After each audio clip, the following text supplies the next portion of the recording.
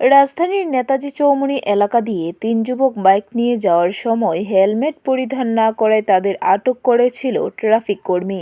পরবর্তী সময় ৩ যুবক অশ্লীল ভাষায় গালিগালাজ থেকে শুরু করে বাড়িতে কিভাবে যায় সেই বিষয়টা নিয়েও হুমকি দেয়।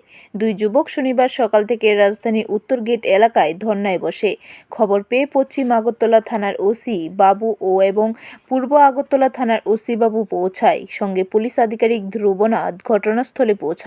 পুলিশ আধিকারিক ধ্রুবনাথ জানান, ৩ যুবকের বিরুদ্ধে আইনি ব্যবস্থা নেওয়া হবে, কিন্তু কবে আইনি ব্যবস্থা নেওয়া হবে, সেদিন কেন গ্রেপ্তার হয়নি সে বিষয়ে তিনি কোনো কিছুই উল্লেখ করেননি সংবাদ মাধ্যমের কাছে। এবার দাবি উঠতে শুরু করেছে, অভিযুক্ত গুন্ডাদের গ্রেপ্তার করে SC/ST আইন অনুযায়ী ব্যবস্থা নিতে হবে।